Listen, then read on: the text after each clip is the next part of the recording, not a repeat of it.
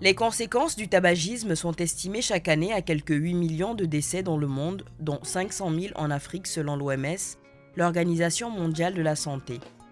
Pour lutter contre ce défi majeur de santé publique, la taxation des produits du tabac constitue l'un des meilleurs instruments, en particulier chez les plus jeunes. Et c'est dans ce cadre que des institutions régionales et sous-régionales ont adopté des directives visant à durcir la politique de taxation du tabac.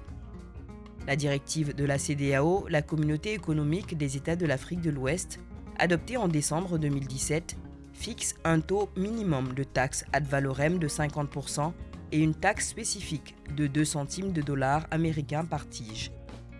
Pour l'UEMOA, l'Union économique et monétaire ouest-africaine, il urge de durcir la taxation du tabac de l'ordre de 100 à 150% pour dissuader les consommateurs. Vous savez comment nous, au niveau de l'UEMOA, nous mettons l'accent sur la promotion, sur la valorisation de la jeunesse. L'autre population cible, c'est bien sûr malheureusement les femmes et beaucoup de femmes enceintes avec des effets néfastes sur les nourrissons quelquefois. Et il est important donc que cette directive de l'UEMOA soit appliquée. En termes d'économie pour les États, la directive de l'UEMOA peut permettre de mobiliser, c'est vrai, des ressources, mais aussi permettre d'encadrer. Parce qu'aujourd'hui, le taux que l'UEMOA propose, c'est un taux entre 50 et 150%. Normalement, c'est un taux dissuasif. Certains textes, cependant, notamment celui adopté par la CEDEAO, tardent à être appliqués, surtout en son article 14 qui prévoit la création d'un comité régional et des comités nationaux de suivi. Et c'est pour une application effective des directives sur la fiscalité du tabac en Afrique de l'Ouest que le CRES, le Consortium pour la recherche économique et sociale, a organisé du 22 au 23 février 2022 un atelier national à Saly, situé à quelques 70 km de Dakar. Ce qu'on voudrait, c'est que le Sénégal, à l'instar d'autres pays de la sous-région, applique effectivement ces deux directives en les transposant dans la réglementation nationale et ainsi ouvrir la voie à une augmentation régulière et significative des produits du tabac. Nous savons que c'est cette augmentation des prix qui permet de faire reculer la consommation, donc la prévalence du tabagisme.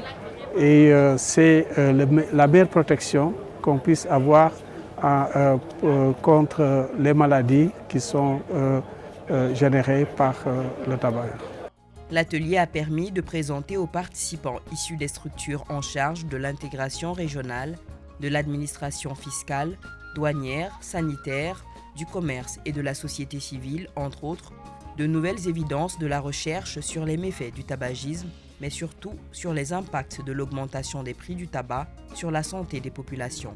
Nous voulons aussi que les participants discutent sur comment mettre en place les comités nationaux prévus par les directives de l'UEMOA et de la CEDEAO pour que dans chaque pays, il y ait une organisation des mesures qui devraient être appliquées. Cet atelier permettra certainement de faire cette plaidoyer pour que tous les pays de l'UEMOA et de la CEDEAO puissent effectivement transposer les directives communautaires, comme je l'ai dit tantôt, pour éviter une taxation différenciée. Mais également permettra certainement à l'UEMOA comme à la CEDEAO de faire une revue au niveau de l'ensemble des pays pour voir effectivement quelles sont les contraintes administratives qui empêchent certains États de procéder à la transposition de ces directives.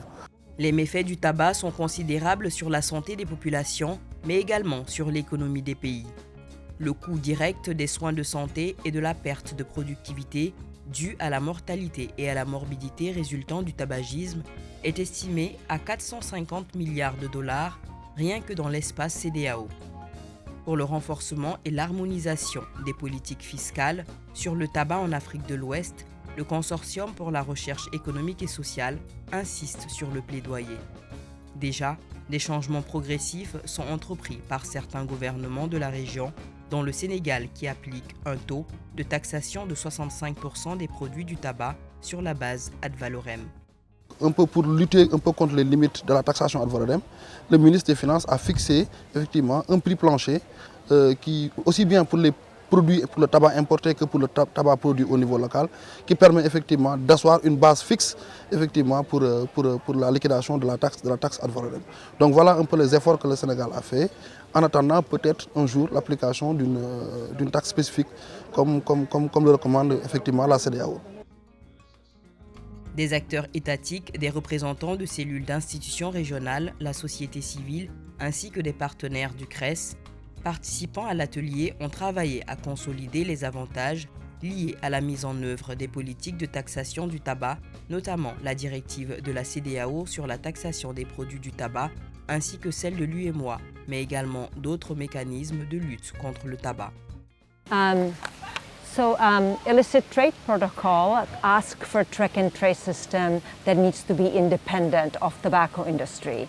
This system will control illicit trade in the region, illicit trade in cigarettes. So we calculated through our model that the system is very cost effective and that the government will not only increase its revenue, it will also reduce the illicit trade in tobacco, and the system will increase the prices of legal products and therefore reduce consumption, which is good for public health.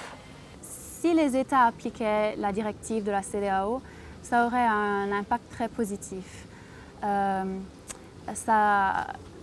Ça augmenterait les prix des cigarettes dans la région d'à peu près 50% en moyenne. Ça diminuerait les ventes des cigarettes de plus de 20% et ça augmenterait aussi les recettes fiscales des gouvernements par plus de 400%. Alors c'est essentiel en fait pour que les pays appliquent cette directive pour combattre contre les coûts très élevés, très négatifs du tabagisme dans la région. L'objectif de l'atelier organisé par le CRES était de créer une synergie d'action pour appuyer l'application des directives des organisations sous-régionales, et cela en vue d'accélérer la mise en œuvre effective des comités qui seront mis en place. Différentes recommandations ont été formulées. Il s'agit notamment de mener le plaidoyer en direction des décideurs et autorités, définir un plan de travail et une feuille de route pour les travaux du comité national, susciter l'émulation de la volonté politique.